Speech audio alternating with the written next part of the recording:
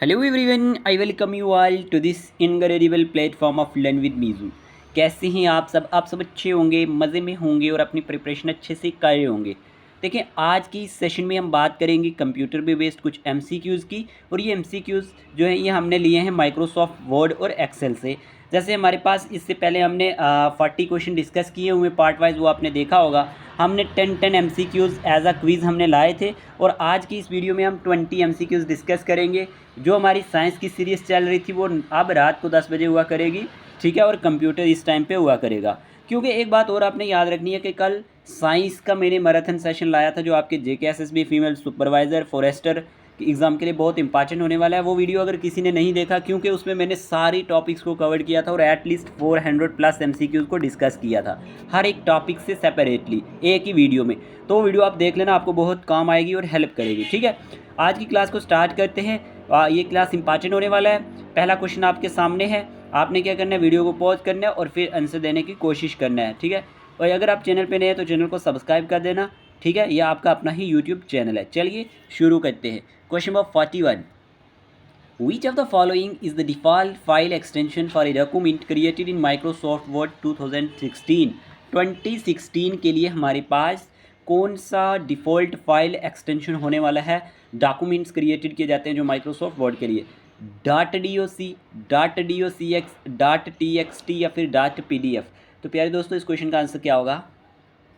तो देखें, इस क्वेश्चन का आंसर है हमारे पास dot D O C x. Option number जो हमारे पास बी है ना, ये हमारे पास इसका करेक्ट आंसर होने वाला है, dot D O C x. अच्छा, आपसे कोई पूछ ले, ये माइक्रोसॉफ्ट वर्ड की बात कर रहे हैं, तो माइक्रोसॉफ्ट वर्ड के हमारे पास फीचर्स क्या होते हैं? देखें, इसके फीचर्स हैं टेक्स्ट को क्या करना, एडिट करना। ये बहुत इंपॉर्टेंट पॉइंट्स बता रहा हूँ मैं। टेक्स्ट को एडिट करना, फॉर्मेटिंग करना, फॉर्मेट करना टेक्स्ट को, ठीक है, ये आप नोट कर सकते हैं। उसके बाद अगर हम कहें माइक्रोसॉफ्ट वर्ड के क्या फ़ीचर हैं, तो यहाँ पे आप नोट कर सकते हैं, इंडेंटेशन होता है, ठीक है। इंडेंटेशन इम्पॉर्टेंट है, ओके। उसके बाद आपने याद रखना है पेज ओरिएंटेशन, ये भी एक इसका फीचर है। ये इंपॉर्टेंट है, एग्जामिनर पूछ लेता है एग्ज़ाम में, ठीक है। पेज ओरिएंटेशन होता है। और उसके बाद हमारे पास स्पेल चेक, ये वो स्पेल चेक होता है। उसके बाद थिसेरिस होता है। ये बातें आपने याद रखनी, कुछ इंपॉर्टेंट है इसके बारे में। बाकी हम साथ साथ डिस्कस करते रहेंगे। चलिए question number 42, Microsoft word is dash software. आपसे क्वेश्चन पूछा गया है। देखें, ये क्वेश्चन बड़ा इंपॉर्टेंट क्वेश्चन है और इजी क्वेश्चन है। और ये क्वेश्चन हमने मॉक टेस्ट में भी डाला था। Microsoft word is dash software, application software, compiler, system, programming. बताएं ज़रा, माइक्रोसॉफ्ट वर्ड किस तरह का सॉफ्टवेयर है? जल्दी से बता दें प्यारे दोस्तों।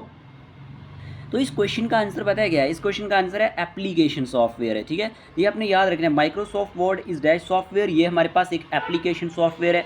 आप देखें, अगर आपको एग्जामिनर और एग्जांपल्स पूछ ले कि एप्लीकेशन सॉफ्टवेयर कौन कौन से, तो वो भी आप नोट कर सकते हैं। तो प्यारे दोस्तों, वो एग्जांपल्स कौन कौन सी होंगी जो इम्पॉर्टेंट वाली हैं? स्प्रेडशीट, स्प्रेडशीट जिसे आप क्या कहते हैं यहाँ पे, माइक्रोसॉफ्ट एक्सेल के बारे में सुना है ना, वो भी आ सकता है। डेटाबेस भी आ सकता है। डेटाबेस क्या हो गया? डेटाबेस एमएस एसएस के बारे में सुना है, ठीक है, ये आ सकता है। प्रेजेंटेशन सॉफ्टवेयर आ सकता है। पावर पॉइंट की बात करें अगर हम, ठीक है, ये हमारे पास क्या है? एप्लीकेशन सॉफ्टवेयर है, ठीक है। और हमारे पास माइक्रोसॉफ्ट वर्ड भी एक क्या है? वर्ड प्रोसेसिंग सॉफ्टवेयर है। और ये भी किस कैटेगरी में आता है? एप्लीकेशन सॉफ्टवेयर की कैटेगरी में आता है। अब देखना, एग्जामिनर आपको क्वेश्चन पता है किस तरह से पूछेगा? आपसे कहेगा examiner, which one of the following is an example of application software, या फिर पूछेगा which one of the following is not an example of application software. तो इसीलिए ये एग्जाम्पल्स वहाँ पे इंपॉर्टेंट हो जाती हैं। क्लियर? चलिए क्वेश्चन नंबर 43 की बात करते हैं। डियर एक्सपीरियंस, क्वेश्चन नंबर 43 आपसे पूछा गया, the ability to combine name and addresses with standard document is called dash. ये क्वेश्चन भी बहुत इंपॉर्टेंट है और most repeated question. Ability to combine, name को कंबाइन करना, एड्रेसेस को कंबाइन करना एक स्टैंडर्ड डॉक्यूमेंट के साथ, वो क्या कहलाता है? Document formatting, database management, mail merge या फिर फॉर्म लेटर्स। बताएं इस क्वेश्चन का आंसर क्या होगा? आप सब ने इस क्वेश्चन का आंसर चूज कर लिया होगा। इस क्वेश्चन का आंसर क्या रहने वाला है? इस क्वेश्चन का आंसर है mail merge, option number C. याद रखना, हमारे पास मेल मैरिज क्या होता है? ये एक ऑटोमेटिक इंसर्शंस होती है नेम्स की, यानी कि नेम्स को इंसर्ट करने का काम हो गया, या फिर एड्रेसेस को एक लेटर की फॉर्म में, एंड एड्रेसेस को किस में? लेटर्स में तो ये हमारे पास किसका काम होता है, लिस्ट्स में या फिर इन्वेलप्स में, ये आप नोट कर सकते हैं। ये हमारे पास एटसेट्रा, ये हमारे पास फ्रॉम ए डेटा सोर्स से ये हमारे पास मेल मैरिज का काम होता है, ठीक है। तो आपको अब भूलना नहीं है, the ability to combine name and addresses with standard document is called mail merge. Clear. Question number 44 की बात करते हैं। क्वेश्चन नंबर 44 पूछा गया, dear aspirants, control plus right arrow is used to, कि जो कंट्रोल प्लस राइट एरो होता है ये किसके लिए यूज़ किया जाता है। Move the cursor one word right, move the cursor end of the line, move the cursor end of the document, या फिर हमारे पास पूछा गया move the cursor one paragraph down. बताएं ज़रा कंट्रोल प्लस राइट एरो किसके लिए यूज़ किया जाता है। बड़ा ही सिंपल सा क्वेश्चन है, बताएं ज़रा इस क्वेश्चन का आंसर क्या होगा। तो प्यारे दोस्तों इस क्वेश्चन का आंसर है हमारे पास option number A, move the cursor one word right. जब आप control plus right arrow use करते हैं ना शॉर्टकट की, तो इससे क्या होता है, जो कर्सर होता है वो वन वर्ड राइट की तरफ जाता है। इसी तरह से कंट्रोल प्लस लेफ्ट एरो करोगे तो क्या होगा, move the cursor one word left, इस तरह से होता है। अब देखिए शॉर्टकट कीज़ बहुत इंपॉर्टेंट होती हैं, इस पर मैं अलग से वीडियो बनाऊंगा, लेकिन इंपॉर्टेंट वन जो आपको इजी पूछी जाती हैं वर्ड्स के अंदर यहाँ पे माइक्रोसॉफ्ट वर्ड में, तो याद रखना है न्यू के लिए, अगर आप न्यू कोई डॉक्यूमेंट करते हैं तो उसके लिए कंट्रोल प्लस एन के लिए एन का यूज़ किया जाता है ना, ये पता होना चाहिए। ओपन के लिए किसका यूज़ होता है, यहाँ पे ओपन के लिए हमारे पास कंट्रोल प्लस ओ का यूज़ होता है, ठीक है जी, या कंट्रोल प्लस हम कह सकते हैं F12 का यूज़ होता है, इम्पॉर्टेंट है। उसके बाद सेव के लिए किसका यूज़ होता है, सेव के लिए कंट्रोल प्लस एस का यूज़ होता है, या फिर हम कह सकते हैं शिफ्ट प्लस F12 भी कह सकते हैं आप, शिफ्ट प्लस F12 भी कह सकते हैं। ये शॉर्टकट्स जो की है ना ये बड़ी इंपॉर्टेंट होती है। उसके बाद सेलेक्ट के लिए आपको ये पता होना चाहिए, यहाँ पे सेलेक्ट के लिए किसका यूज़ होता है, सेलेक्ट के लिए कंट्रोल प्लस यहाँ पे ए का यूज़ होता है। प्रिंट के लिए अगर पूछ ले आपसे एग्जामिनर तो आप क्या कहेंगे, कंट्रोल प्लस पी होता है, या फिर कंट्रोल प्लस हमारे पास शिफ्ट प्लस F12 भी कह सकते हैं, ये भी आप याद रखेंगे, पूछ सकता है एग्जामिनर। ओके। उसके बाद प्यारे दोस्तों प्रिंट प्रीव्यू, एक बहुत ही इम्पॉर्टेंट वन। प्रिंट प्रीव्यू के लिए आपसे बहुत बार एग्जाम में ये पूछी जाती है शॉर्टकट की। प्रिंट प्रीव्यू की शॉर्टकट की होती है हमारे पास कंट्रोल प्लस F क्या होती है 2, तो ये आप याद रखना control plus F2 print preview के लिए होती है। स्पेलिंग के लिए अगर पूछ ले MS वर्ड के अंदर, ये हमारे पास कौन सी होती है, F7 होती है, F7। ओके। कट के लिए कौन सी होती है, कट कोई चीज़ करते हैं ना इस तरह क्रॉस करके, तो कंट्रोल प्लस यहाँ पे हमारे पास X होती है। ओके। कॉपी के लिए कौन सी होती है, इजी है, कंट्रोल प्लस C होती है dear aspirants, control plus C, ठीक है जी, इतना समझ आ गया। और पेस्ट के लिए कौन सी होती है, control plus V, control plus V। यहाँ पे भी आपको ये रिवाइज ही हो रहा है, इसको आप टाइम वेस्टेड मत समझें। और एक मोस्ट इंपॉर्टेंट आपसे पूछा जाता है फॉर्मेट पेंटर के लिए कौन सी होती है, फॉर्मेट पेंटर। देखिए फॉर्मेट पेंटर के लिए हमारे पास कंट्रोल प्लस शिफ्ट प्लस सी, ये भी आप याद रख सकते हैं, कंट्रोल प्लस शिफ्ट प्लस सी का यूज़ होता है। और अंडू के लिए किसका यूज़ होता है, अंडू के लिए कंट्रोल प्लस जेड का यूज़ होता है, किसके लिए, अंडू के लिए। और रीडो के लिए क्या होता है, रीडो के लिए याद रखना कंट्रोल प्लस वाई का यूज़ होता है। हेल्प बहुत इंपॉर्टेंट है, हेल्प के लिए कौन सी यूज़ होती है, F1 यूज़ होती है, इंपॉर्टेंट है। फाइंड के लिए हमारे पास कंट्रोल प्लस F होता है। ये बहुत इंपॉर्टेंट चीज़ है, याद रखनी है। और एक और इम्पॉर्टेंट नोट कर लें, इंसर्ट के लिए कौन सी होती है, इंसर्ट के लिए डियर एस्पिरेंट्स हमारे पास कंट्रोल प्लस कौन सी होती है, CTRL प्लस K होती है, इतना आपने याद रखना है। एक और भी होती है alt plus shift plus D भी कह सकते हैं, ओके, या फिर T भी कह सकते हैं, alt plus shift plus T। तो ये कुछ इंपॉर्टेंट है। बोल्ड के लिए B का यूज़ होगा, अगर बोल्ड करना है लेटर को B, कंट्रोल प्लस B करेंगे। और इसी के साथ अगर आपसे इटैलिक के लिए पूछा गया तो आप I करेंगे, अंडरलाइन के लिए पूछा गया तो आप कंट्रोल प्लस U करेंगे, ओके। इसी तरह अगर आपसे जस्टिफाई के लिए पूछा गया तो कंट्रोल प्लस J करेंगे। और लाइन स्पेस के लिए अगर आपसे पूछा जाए तो लाइन स्पेस के लिए डियर एस्पिरेंट्स आपने क्या करना है, कंट्रोल प्लस 5 करना है। इंपॉर्टेंट थी, बता दी। चलिए अब नेक्स्ट क्वेश्चन की बात करते हैं। क्वेश्चन पूछा गया प्यारे दोस्तों यहाँ पे आपसे, autocorrect was originally designed to replace, के जो हमारे पास ऑटो करेक्ट ऑप्शन होता है ना, MS वर्ड की बात करें, ये originally designed to replace dash words as you type. ये कौन से वर्ड्स को रिप्लेस करता है?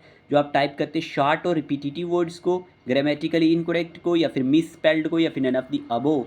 तो अगर हम बात करते हैं ऑटो करेक्ट की, तो ये आपने याद रखना है, इसका आंसर है ऑप्शन नंबर सी। जितने भी मिस स्पेल्ड वर्ड्स होते हैं ना, ये हमारे पास उनको करेक्ट करने के लिए ऑटो करेक्ट का यूज़ किया जाता है। Autocorrect was originally designed to replace misspelled words as you type. Okay, question number 46 है, द की F12 ओपन्स।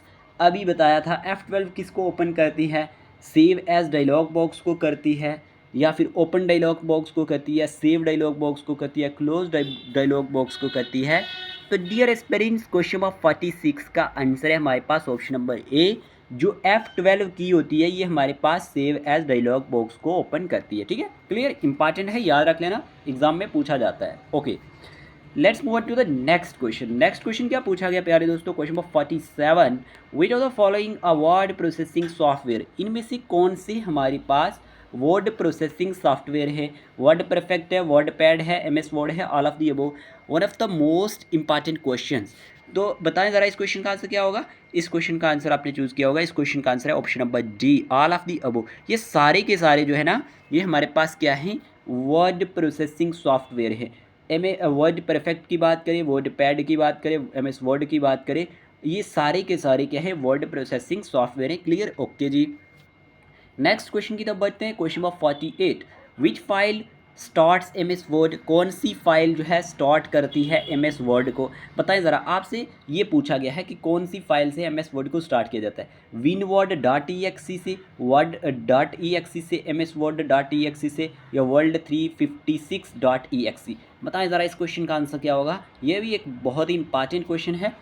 तो इस क्वेश्चन का आंसर है हमारे पास ऑप्शन नंबर ए, winword.exe से हमारे पास ये जो है, ये आप एक्सटेंशन यूज़ करेंगे फाइल स्टार्ट करने के लिए MS वर्ड के अंदर। इतना इंपॉर्टेंट है आपके लिए, तो ये आपने याद रखना है। एक्सेल की भी बताऊंगा बाद में, ठीक है, लेकिन ये आपने याद रख लेना है। बाकी ये है कि इस पर मैं कंप्यूटर की जब बात करता हूँ, तो इस पर मैंने सेपरेटली वीडियोज़ लाए हुए हैं। आप मेरी प्लेलिस्ट शायद नहीं चेक करते हैं, यहाँ पे यूट्यूब चैनल पे जाए तो यहाँ पे आपने प्लेलिस्ट चेक करनी है। हर एक टॉपिक जो है वो प्लेलिस्ट में पड़ा हुआ है, और सेपरेटली वीडियो बनाए हुए हैं, एंटीवायरस, वायरस, ईमेल, सॉफ्टवेयर, जो भी हमारे पास कंप्यूटर फंडामेंटल्स, ओवरऑल हर एक चीज़ पे।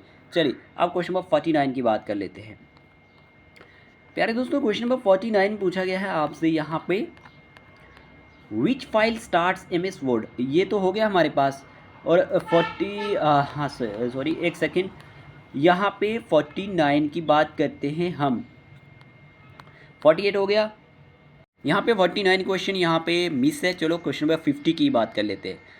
Bye default on which page the header or footer is printed. आपसे पूछा गया है कि बाय डिफ़ॉल्ट अगर हम बात करते हैं, तो जो हमारे पास हेडर और फुटर होते हैं, ये कहाँ पे प्रिंट होते हैं? पहले पेज पे, या फिर अल्टरनेट पेज पे, या हर एक पेज पे, या नन ऑफ द अबव। तो इस क्वेश्चन का आंसर क्या होगा? By default on which page the header और द फुटर इज़ प्रिंटेड। तो इस क्वेश्चन का आंसर है हमारे पास option number C, on every page.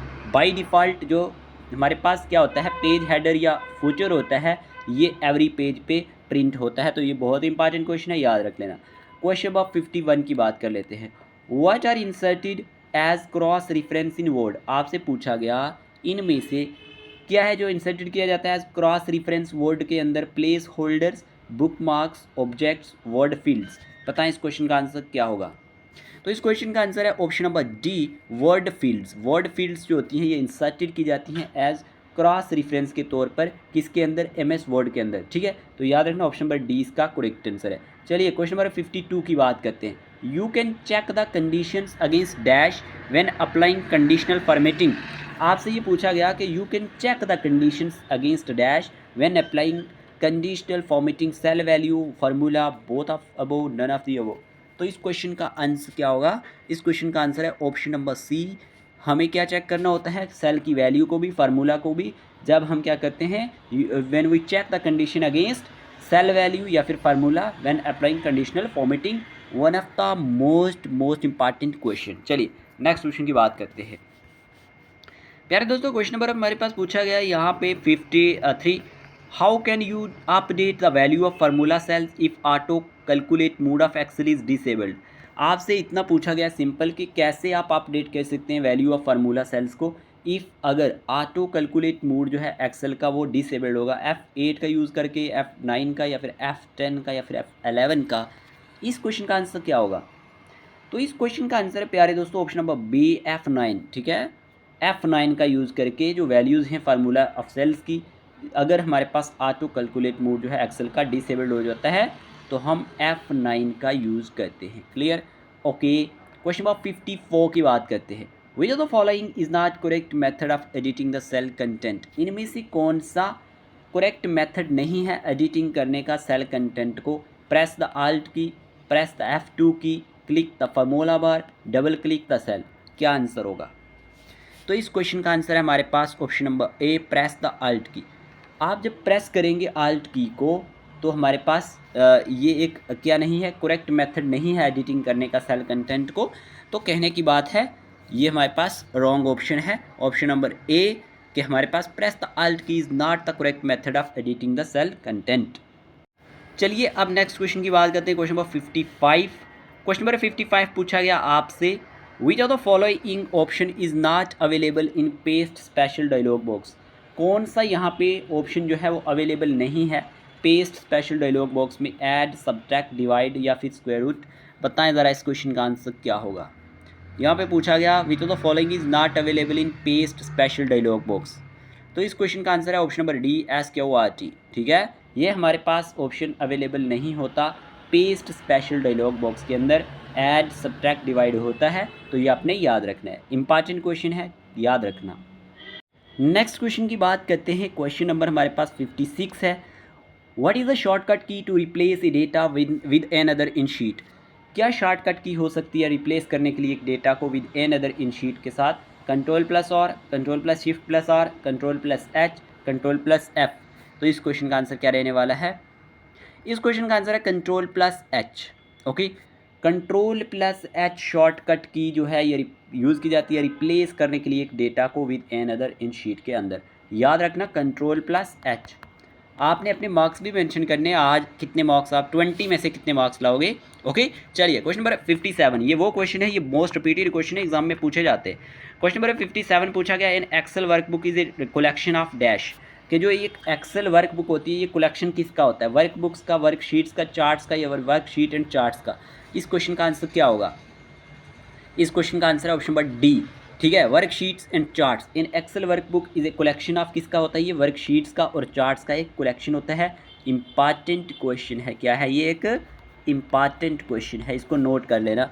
चलिए क्वेश्चन नंबर 58 की बात करते हैं। MS Excel is based on dash. MS Excel किस पे बेस्ड करता है? विंडोज़ पे, डॉस पे, यूनिक्स पे या फिर ऑपरेटिंग सिस्टम? बताएं ज़रा टू, इसका आंसर क्या होने वाला है? इस क्वेश्चन का आंसर क्या रहने वाला है? इस क्वेश्चन का आंसर है option number A, MS Excel is based on Windows. MS Excel किस पे बेस्ड करता है जी? विंडोज़ पे बेस्ड है। इंपॉर्टेंट है, याद रख लेना। ओके, चलिए क्वेश्चन नंबर 59 की तरफ बढ़ते हैं। Question number 59, to return the reminder after a number is divided by a divisor in Excel we use the function. अब आपसे फंक्शन पूछा गया। देखिए एक्सेल के अंदर डिफरेंट फंक्शन हैं, यहाँ से एक क्वेश्चन आप मान के चलो एग्ज़ाम में आता है। अब JK SSB का पता नहीं होता, डाल भी सकता है ये क्वेश्चंस को, तो बहुत सारे एस्पिरेंट इसको छोड़ देते हैं, पढ़ते ही नहीं है। तो ये फंक्शन ज़रूर पढ़ के जाना।